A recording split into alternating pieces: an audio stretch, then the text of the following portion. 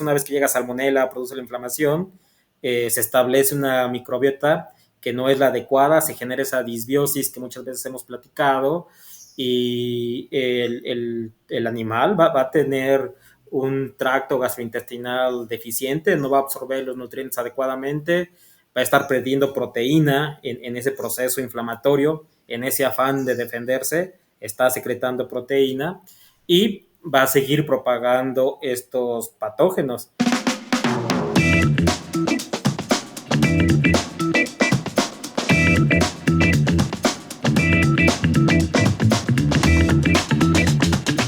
Hola, bienvenidos a este nuevo episodio de Avi Podcast.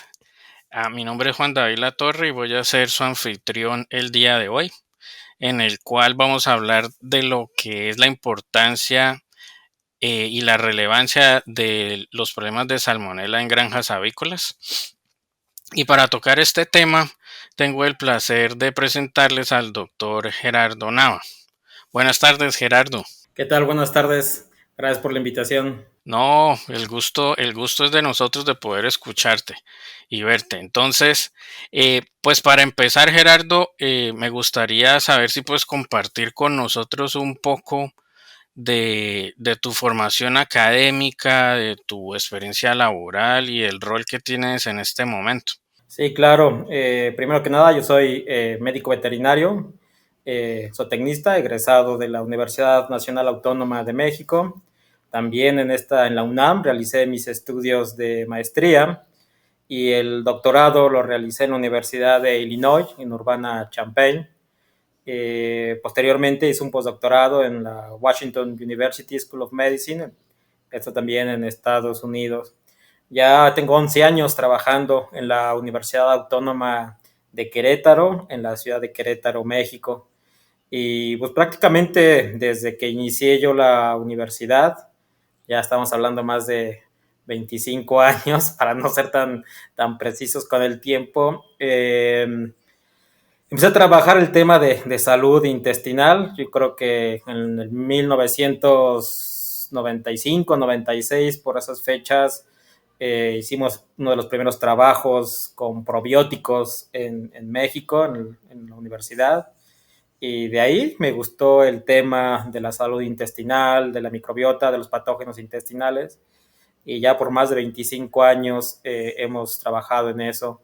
Ahorita soy el responsable, soy profesor investigador de la Universidad Autónoma de Querétaro y soy el responsable del laboratorio de microbiología molecular, donde utilizamos, como su nombre lo indica, técnicas moleculares para identificar y conocer la diversidad de tanto la microbiota intestinal como los patógenos que tenemos en los sistemas de producción intensiva.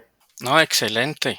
Y bueno, ya ahorita entrando un poquito más en el tema de hoy, eh, ya que hablaste de patógenos intestinales, ¿cuál es la relevancia, el impacto que tiene, por ejemplo, salmonela en las granjas avícolas, tanto desde el punto de vista de salud animal como desde el punto de vista de integridad y sanidad alimentaria? Fíjate que es un tema muy interesante. Tuve la oportunidad yo durante esta formación que acabo de describir, pues, sí, al inicio, cuando estaba yo en la licenciatura o en el pregrado para muchos, utilizar los métodos convencionales para el estudio de los patógenos y en los últimos 30 años ha habido una revolución y prácticamente tenemos que redescubrir la biología de esto, tanto de la microbiota como de los patógenos, porque hay muchísimo conocimiento que se ha estado generando en los últimos años. Entonces, en el tema particular de Salmonella, creo que hoy en día debemos empezar a visualizar que de todos los serotipos que hay de Salmonella, hay dos que causan daños graves, muy graves en el sistema de producción avícola, que es Gallinarum y Polorum, y sabemos que son patógenos específicos para las aves que inducen una alta mortalidad y un cuadro clínico muy severo. Pero de ahí en fuera el resto de los serotipos de Salmonella entérica también producen un daño a la salud intestinal, a la productividad de los animales. Históricamente hemos pensado que los pollos, las aves, son simplemente portadores de salmonela y no, hoy en día, con todos estos conocimientos que se han generado en los últimos años, sabemos que son un patógeno, Salmonella enteritidis, Typhimurium infantis, Heidelberg, son patógenos para las aves, no solamente son portadores, sino son patógenos y hemos estimado, nuestro grupo de trabajo y otros grupos, que aproximadamente se pierde el 10% de la productividad por tener animales positivos a salmonela. Puede desarrollar cuadros subclínicos a cuadros clínicos y es ahí donde se está perdiendo esa productividad. Ese es desde el punto de vista de cuál es el impacto de salmonela en los animales en producción. También sabemos hoy en día que salmonela es uno de los principales patógenos que va a afectar el tracto gastrointestinal del ser humano, va a causar diarreas severas, pero también algunos serotipos están asociados a problemas sistémicos y eso es lo que hemos aprendido en estos últimos años a desarrollar, validar, usar herramientas moleculares para identificar primero los serotipos y segundo la capacidad de virulencia. Y desafortunadamente, pues en la industria avícola pueden surgir, pueden colonizar, pueden afectar a nuestros animales y pueden llegar a través del producto terminado, llámese carne, llámese huevo, pueden llegar al consumidor. Entonces es un tema de inocuidad, donde un producto avícola puede causar daños al ser humano. Y hay mucha evidencia de que los patógenos que están en los sistemas de producción avícola, bajo algunas circunstancias, pueden llegar a la población humana. Y en general, estábamos hablando que son patógenos para las aves, es un problema de inocuidad, pero también es un problema de seguridad alimentaria, que es diferente. La inocuidad alimentaria y la seguridad alimentaria son dos cosas diferentes. La seguridad alimentaria es que tengamos un producto disponible, obviamente de buena calidad, que sea accesible y que la población humana lo pueda consumir. Entonces, si tú tienes problemas, te disminuye 10% la productividad, sabes que es un patógeno para las aves y para el ser humano y que puede causar decomisos importantes en la industria avícola, pues entonces ya es un tema de seguridad alimentaria que nuestros gobiernos, nuestras instituciones deberían de estar preocupados porque lo que necesitamos hoy en día es alimentar a una población humana que está creciendo rápidamente y que cada vez necesitamos producir proteína de origen animal accesible para esa población. Entonces, sí creo que salmonella sigue siendo un dolor de cabeza, no solamente en México, en Estados Unidos, en China, en prácticamente todos los países que producen producto avícola, productos avícolas. Bueno, y teniendo en cuenta ese impacto negativo y persistente que tiene Salmonella,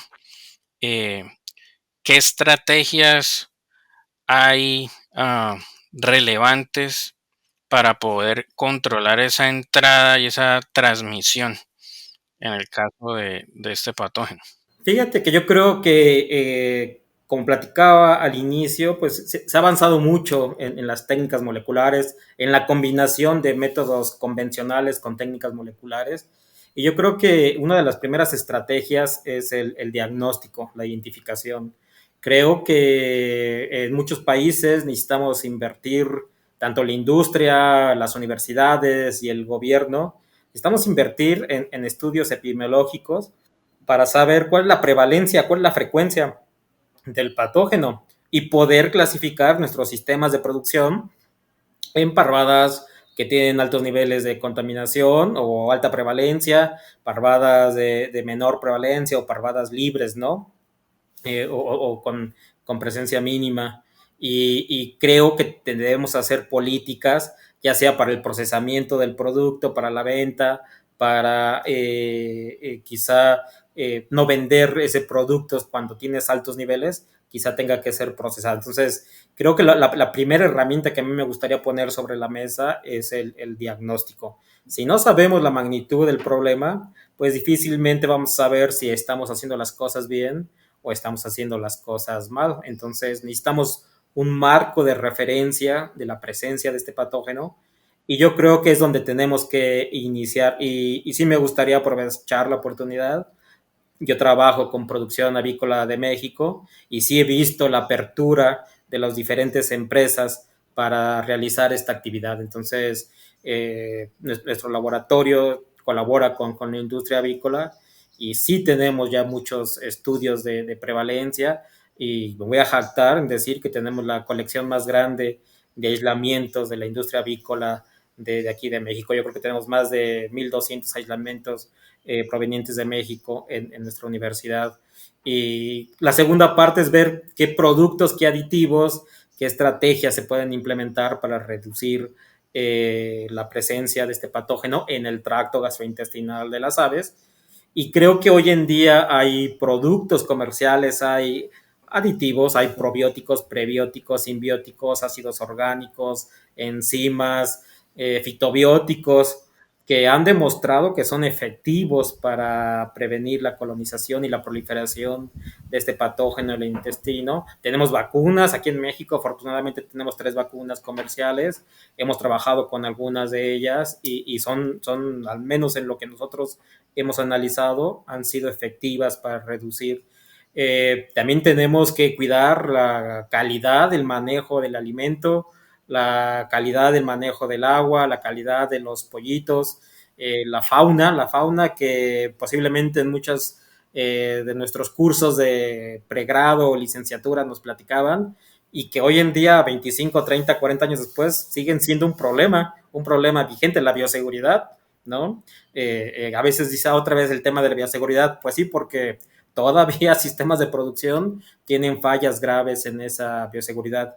Entonces, sí se han hecho análisis de qué tanto aporta estos factores el alimento, qué tanto aporta el pollito recién llegado, el alimento, qué tanto aporta. Y es una participación considerable que yo creo que va del 10 al 20%, dependiendo la granja, la ciudad, el estado donde se encuentra. Entonces, el saneamiento de esa agua, el clorado, el quizá utilizar filtros, verificar constantemente la calidad de ese agua, la calidad de ese alimento, yo creo que son de las estrategias más efectivas. Y mantener parvadas, pues si no libres de salmonela, porque es complicado, es difícil, pues donde los niveles de prevalencia sean bajos. Entonces, yo creo que tiene que ser un sistema holístico donde incluyas tener unas herramientas diagnósticas efectivas, donde sepas, tengas productos validados, aditivos, como ya los mencioné, probióticos, prebióticos, simbióticos, fitobióticos, y que las medidas de bioseguridad siempre se estén evaluando. Y nuevamente, ya tenemos las herramientas, las tenemos en México, las tenemos en muchos países para hacer estos monitoreos, estar verificando la calidad microbiológica de todo lo que acabo de mencionar. Bueno, y ya que mencionaste esa capacidad que tienen ustedes de aislamientos que han hecho en México, ¿cuáles son los serotipos que circulan en las granjas de México y también cuál es el potencial de riesgo de esos serotipos? Mira, yo creo el potencial de riesgo es elevado y ahorita voy a dar unos ejemplos, porque todos estos microorganismos, Salmonella entérica, tienen la oportunidad de ser patógenos de mucha relevancia, tanto para las aves como para los seres humanos. Eh, Históricamente creemos que Tifimurium es una de las más complicadas para la población humana, enteritidis, y muchas veces la gente se concentra en estos dos serotipos. Pero nuevamente, con toda la información que se ha generado en los últimos 10 años, pues prácticamente cualquier serotipo tiene la oportunidad de ser virulento o muy virulento, dependiendo cómo va evolucionando, cómo va adquiriendo genes de resistencia a antibióticos, genes de virulencia. y podrías tener tú una Escherichia coli, perdón, una Salmonella Heidelberg, que de repente le encontrábamos y no le hacíamos mucho caso. Hoy en día tenemos mortalidad en pollitos en la primera semana causada por Salmonella en serotipo Heidelberg. Entonces han evolucionado. Y fíjate que la pregunta que me hacías originalmente, ¿cuáles son los serotipos? Nosotros hemos realizado estudios desde 1900, perdón, desde el 2006, desde el 2006 haciendo esta colección de aislamientos y sorpresivamente, obviamente hay mucha evidencia en otros países. El más predominante era enteritidis. Y a partir del 2016 a 17, 18, 19 hasta el 24 ha venido disminuyendo la prevalencia de enteritidis y ha venido aumentando la prevalencia de infantis. Infantis, estamos viendo problemas en la nacedora, estamos viendo problemas en la primera semana de vida. Entonces, se están rotando, se están cambiando esos serotipos. Esto en la industria pollo de engorda. En la industria huevo para plato, aunque no tenemos la misma cantidad de aislamientos y tantos años de evaluación, ahí la constante sigue siendo Enteritidis y desafortunadamente Tifimurium. Pero nuevamente, no hemos hecho tantos estudios, tenemos por ahí nada más un par de años comparado con 7 años en pollo de engorda, ¿no? Entonces, pero bueno, sí, en general, esos son los serotipos. Tenemos enteritidis, Heidelberg, infantis, anatum, Newport, son yo creo que de los serotipos más prevalentes y donde hemos hecho mucha evaluación, muchos años de trabajo, es en el pollo de engorda, donde estamos viendo la disminución de enteritidis y el surgimiento de, por ejemplo, infantis, es la que más está cambiando, o sea, está disminuyendo, lo que se está disminuyendo de enteritidis está surgiendo en infantis, pero con una tendencia a que anatum empiece a aumentar, con una tendencia a que Heidelberg empiece a aumentar. Y yo creo que por alguna razón evolutiva, biológica, que muchos desconocemos, infantis y Heidelberg tienen la capacidad de acumular genes de virulencia y genes de resistencia a antibióticos y por eso es un problema grave para la industria avícola y para la población humana porque son serotipos que están evolucionando, se están convirtiendo en más cepas más virulentas. Claro, claro que sí. Pues precisamente eh, yo te iba a hacer esas preguntas como el impacto que tenía Salmonella en la propagación pues de resistencia a antibióticos y también esos cambios en la incidencia de los diferentes serotipos. Eh, Algo que te quería preguntar, pues, y también como afirmar era que, pues, muchas veces con lo de las vacunas, pues también es importante saber qué serotipos hay para ver si la vacuna, pues, va a tener algún impacto, ¿no? En su utilización. Sí, efectivamente, y creo son de las cosas que creo que los sistemas de producción, si me permiten, deberían de mejorar, ¿no? Hacer esos estudios basales, esos marcos de referencia, de saber cuál es la prevalencia, cuáles son los serotipos que están circulando en nuestras granjas, para primero seleccionar la vacuna adecuada basada en el serotipo.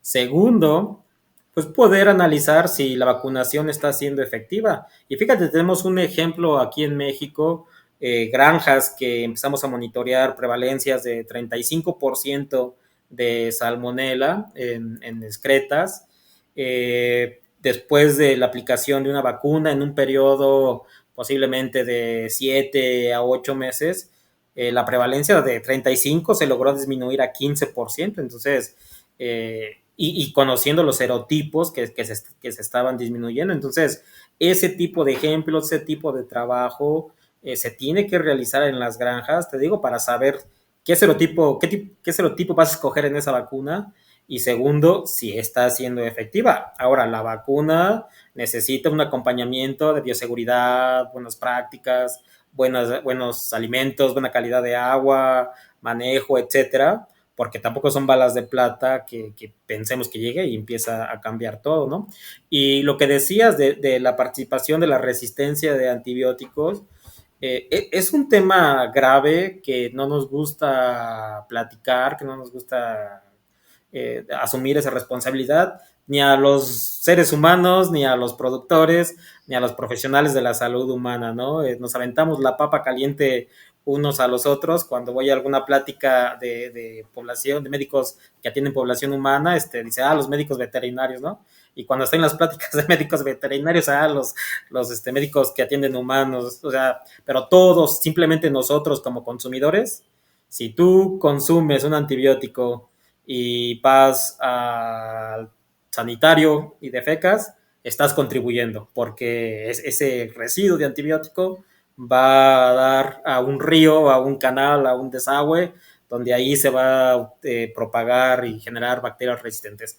Todos estamos contribuyendo y obviamente hay que hacer un manejo adecuado. Bueno, pero desafortunadamente sí vemos cepas de salmonela resistentes a varios antibióticos de importancia crítica para el manejo de esta enfermedad. Entonces, y creo que ya llegamos a ese punto donde ya no podemos utilizar los antibióticos en la producción animal como aditivos, como promotores del crecimiento.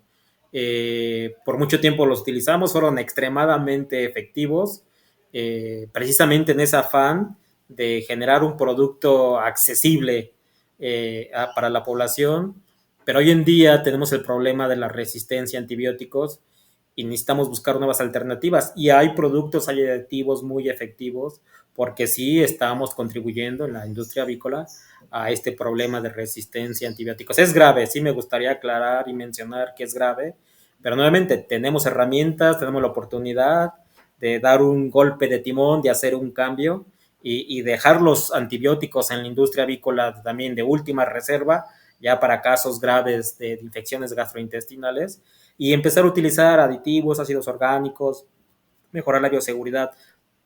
Creo que ya llegó el punto donde ya ni siquiera es una moda o mi sistema de producción va a tratar de tener un sistema con poco o con menos uso de antibióticos.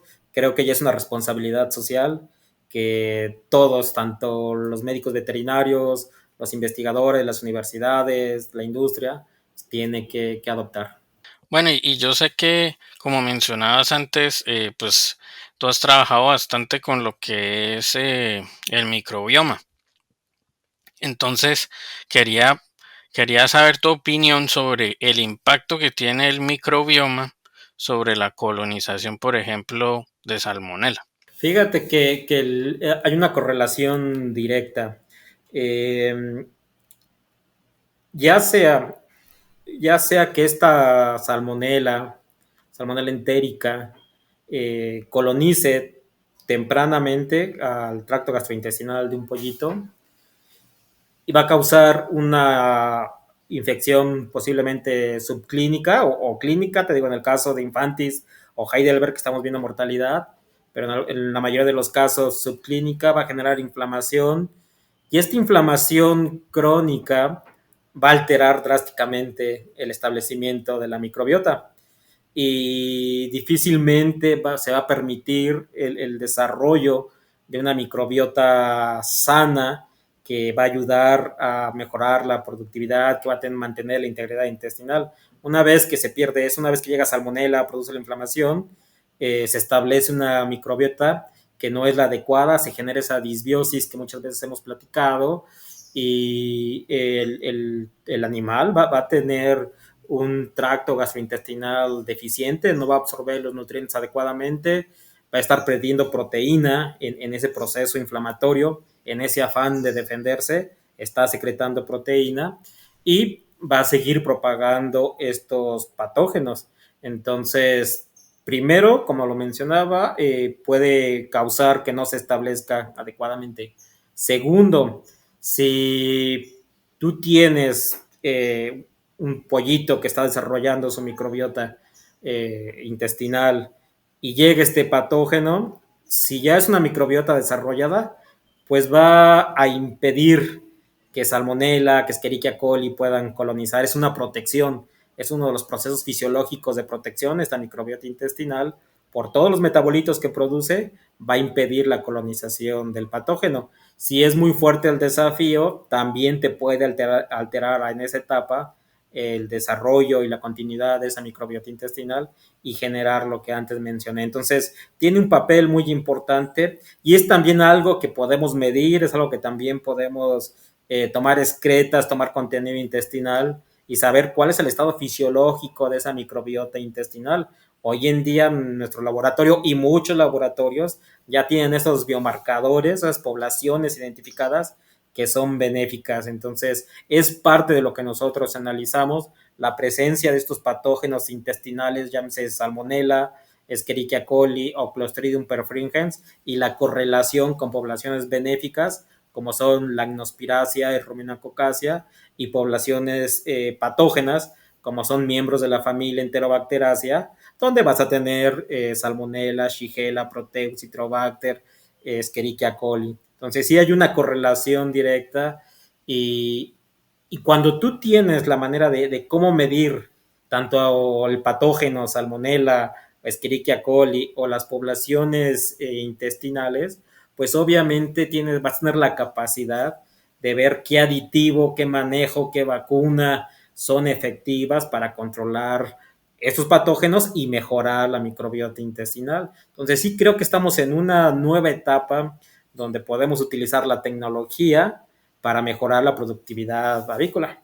Y bueno, y una pregunta como adjunta a esa, y pues es curiosidad si has hecho algún trabajo mirando el microbioma, pero en vías respiratorias, porque pues como hay alguna relación entre salmonela y partículas de polvo, y cómo puede ayudar también eso pues con colonización.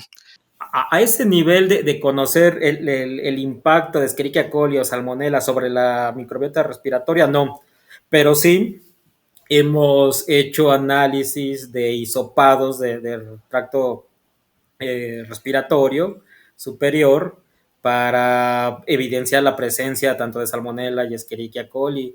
Y sí, debe de generar un impacto simplemente la presencia de los microorganismos, van a causar la inflamación, van a causar daño a esa mucosa respiratoria y va a ser propensos a las aves.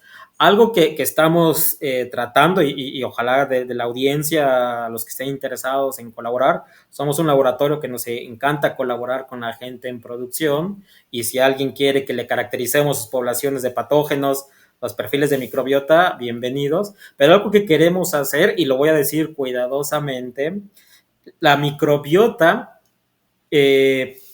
no va a protegernos contra influenza aviar, o sea, que nos quede bien claro, no es un mecanismo de protección directo que podamos decir, pero dependiendo tu microbiota intestinal, va a ser el impacto que pudiera tener influenza en los animales en producción. Si hay poblaciones bacterianas que se aumentan y el impacto en la salud después de la infección por influenza va a ser catastrófico. Entonces, sí hay una correlación de esas poblaciones con el impacto de las infecciones virales respiratorias. Entonces, sí, es algo que nos gustaría hacer y nuevamente, si hay alguien interesado en producción comercial, con gusto podemos entrar en contacto y hacer este estudio que tú mencionas. Bueno, y ya teniendo en cuenta pues los temas que se han tocado, ¿cuáles consideras tú que son los principales desafíos que enfrenta la industria avícola en este tema de salmonela? Uno, yo creo que el sistema de producción avícola intensivo siempre va a tener el reto de salmonela. No, a veces por miedo, por precaución posiblemente, negamos la existencia del patógeno en nuestros sistemas de producción. Y no, o sea, prácticamente todos los sistemas de producción tienen la presencia de este patógeno. Los que lo controlan bien es una prevalencia muy baja, yo creo que menos del 5%. Las granjas que están buscando, tratando, implementando acciones deben de estar alrededor del 10 al 15%, y las granjas que este patógeno está fuera de control, pues arriba de 25 o 30%. Pero de que lo vamos a tener, lo vamos a tener. Hay casos de éxito y hay casos de fracaso, ¿no? Que el patógeno está desbordado. Entonces, es el primer reto que siempre va a estar presente. Y aquel que logre generar producción avícola sin salmonela, pues nos avisa, patente la idea y se hace millonario, porque esa va a ser una constante en todos los sistemas de producción, la presencia del patógeno. Segundo reto, yo creo que si no medimos, no lo podemos controlar.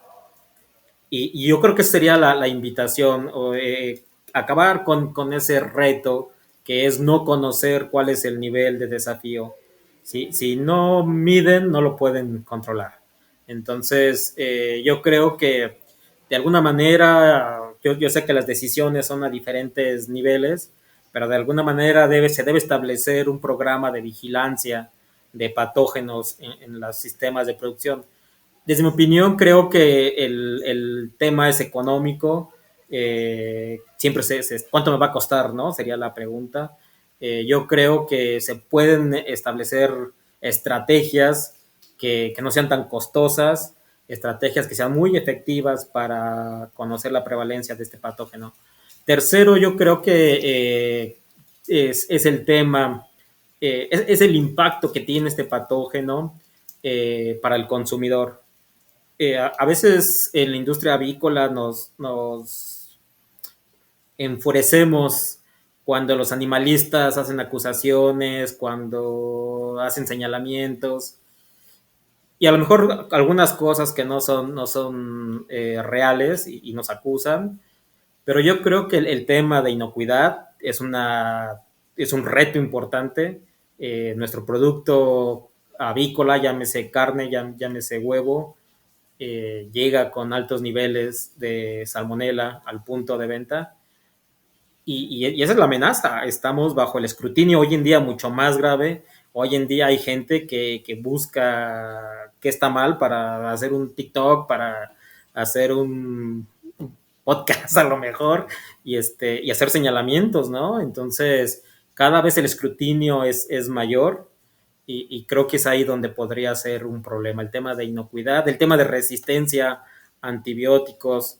Entonces, creo que sí es urgente que los sistemas de producción avícola establezcamos programas de control sistemático de este patógeno. Porque una cosa, y eso sí muchos sistemas lo saben, una cosa son los accidentes, que se nos incremente en los niveles de salmonela por accidentalmente, una mala dieta, un mal manejo, un vector, fauna silvestre, lo que tú quieras, y se disparó. Y otra cosa es la negligencia.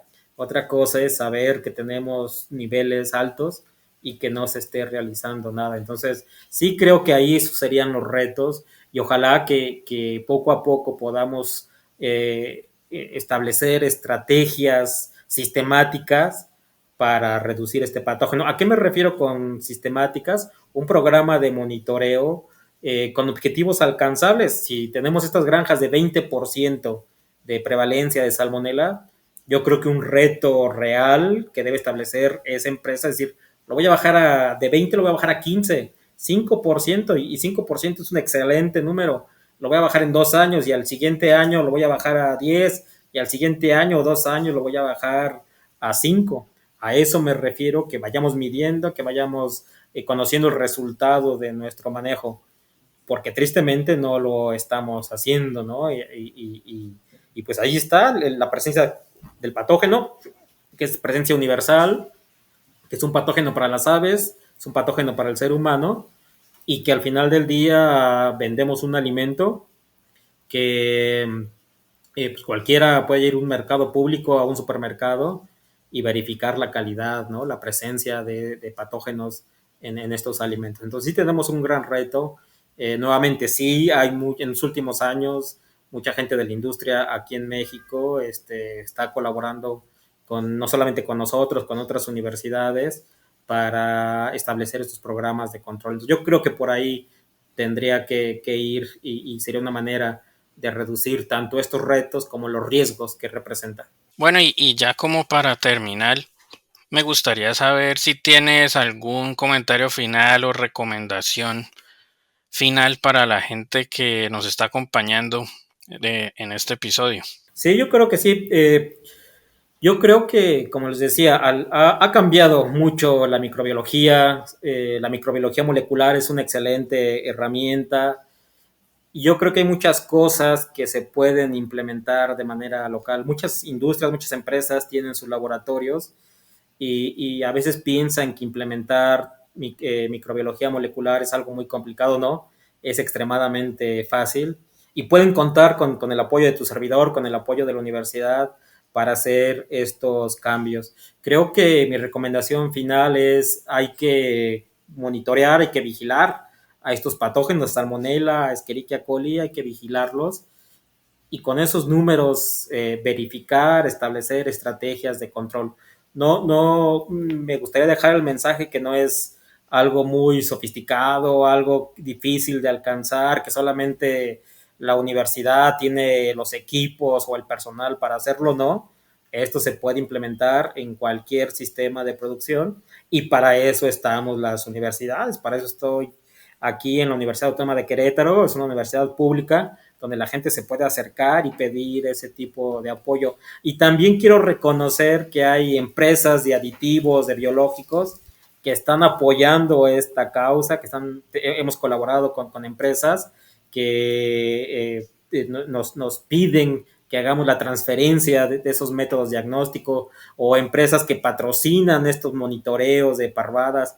Entonces creo que sí estamos teniendo esa triple alianza, los productores avícolas, la industria de aditivos o biológicos y las universidades. Entonces, ojalá que la gente que nos escuche se anime, pida estos servicios técnicos a la industria de aditivos o biológicos, se acerque a la universidad y establezcan ellos mismos sus programas de vigilancia para saber cuál es el nivel del desafío, cuál es el reto y qué herramientas, qué manejo está siendo efectivo para el control de este patógeno. Bueno, mi estimado doctor Nava, pues muchísimas gracias por su tiempo y por poder compartir con nosotros su conocimiento relacionado a Salmonella y espero que en un futuro podamos tener un nuevo episodio. eh, Podría ser incluyendo temas de la microbiota y esa resistencia que mencionó viral, que está bastante interesante. Claro que sí, con mucho gusto podemos volver a reunirnos. Bueno, muchas gracias y hasta pronto. Buena tarde, hasta luego.